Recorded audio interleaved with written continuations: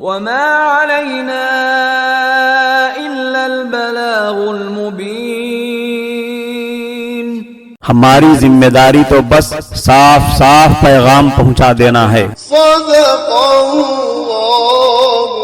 العلی العظیم. بسم اللہ الرحمن الرحیم. نحمده ونصلی علی رسولہ الکریم. معزز شائقین و ناظرین سچا پیغام، السلام علیکم ورحمۃ اللہ وبرکاتہ. ابھی ایک ہفتہ عشرہ کے دوران آپ حضرات نے حضرت مولانا خلیل الرحمن صاحب سجاد نعمانی عمت فیوزہم کا ایک مختصر سا بیان سنا ہوگا جو سوشل میڈیا پر وائرل ہو رہا ہے، جس کا موضوع تھا 200 کروڑ کی شادی. یہ دراصل پڑوسی ملک کی شادی کا ایک واقعہ تھا. جب فضول خرچی کی اس ریکارڈ توڑ شادی کی خبر پھیلی تو حضرت نے اس پر اپنے درد کا اظہار کرتے ہوئے اس موقع سے فائدہ اٹھا کر شاید ضروری سمجھا ہوگا کہ جنہوں نے ایسی فضول خرچی سے کام لے کر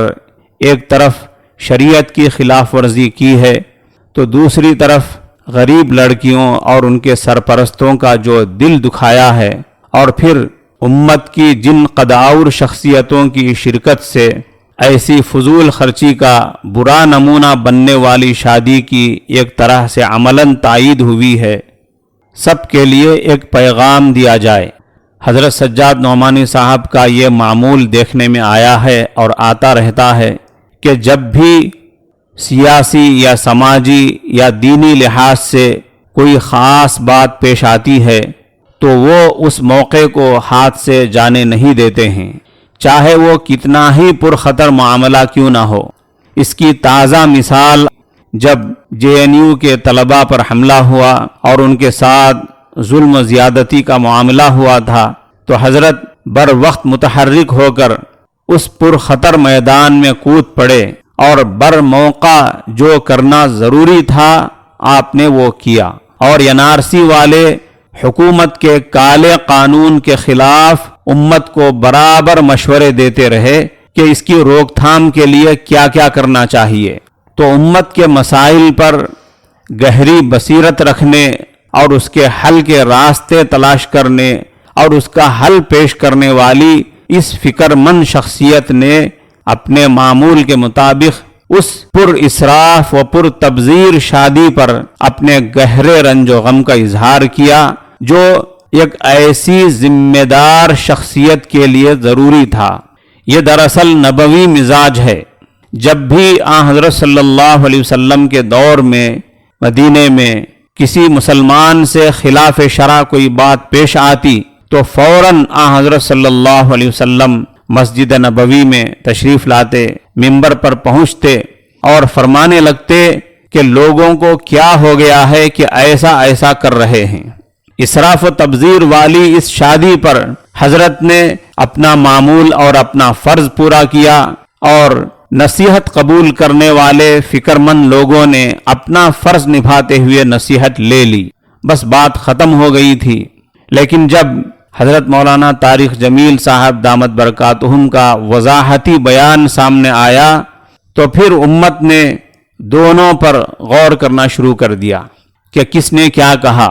کس کا بیان صحیح یا ضروری ہے اور کس کا بیان غلط یا غیر ضروری ہے. عوام و خواص کے درمیان کھٹی میٹھی بحثا بحثی ہونے لگی تو مناسب معلوم ہوا کہ اس مسئلے پر کچھ لب کشائی کی جائے. اس سلسلے میں پہلی بات یہ ہے کہ حضرت نعمانی صاحب عمت فیوزہم کا جو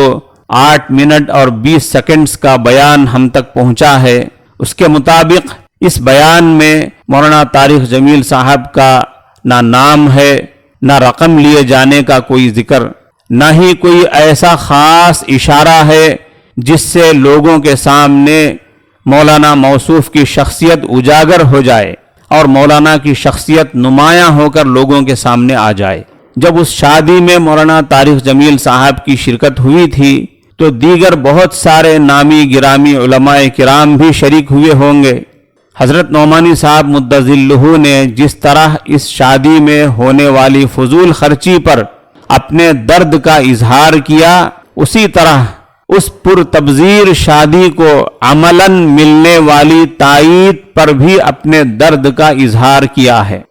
اور یہ ضروری تھا کیونکہ ملک کے مفتیان عظام نے دلائل کی روشنی میں یہ فتویٰ دیا ہے کہ منکرات والے پروگراموں میں ایسی شخصیتوں کو شرکت سے پرہیز کرنا لازم ہے جن کو قوم اپنا مقتدی مانتی ہے، لوگ جن کو اپنے لیے آئیڈیل سمجھتے ہیں۔ اس سلسلے میں دوسری بات یہ ہے کہ مولانا کی وضاحت سے اتنی بات تو طے ہو گئی کہ میڈیا کی یہ خبر کلیتاً غلط نہیں ہے اور کذب و دجل پر مبنی نہیں ہے۔ تیسری بات یہ ہے کہ مولانا طارق جمیل صاحب کی وضاحت کے مطابق اگر 200 کروڑ نہیں صرف 10 کروڑ کے خرچ کی شادی ہوئی ہے تو کیا یہ بھی کچھ کم ہے جس کو شرعی نقطہ نظر سے صحیح مان لیا جائے؟ جیسا کہ حضرت نے فرمایا، ایسے موقع پر جبکہ امت بے شمار مسائل میں گھری ہوئی ہے، امت کے بے حد و بے حساب اہم تقاضے تکمیل طلب ہیں، کیا ایسی صورتحال میں ایسی کروڑوں کی خرچیلی شادی کی کسی بھی طرح تائید کی جا سکتی ہے؟ حضرت صلی اللہ علیہ وسلم نے اگر نکاح کے سلسلے میں سادگی کا لفظ استعمال کیا ہوتا تو یہ کہہ کر دامن بچایا جا سکتا تھا کہ یہ 10 کروڑ کا خرچ اس ارب پتی کی سادگی ہے۔ اللہ کے نبی صلی اللہ علیہ وسلم نے نکاح میں سادگی کی خود ایسی وضاحت فرما دی کہ پھر کسی بڑے سے بڑے چالاک انسان کو بھی گنجائش نکالنے کا موقع نہ ملے۔ چنانچہ فرمایا، ان اعظم النکاح برکتن ایسرہ مؤنتن، برکت کے لحاظ سے سب سے عظیم نکاح وہ ہے جس میں خرچ کم سے کم ہو۔ اسراف و تبذیر کے تحت آئی ہوئی آیتوں کے مطابق،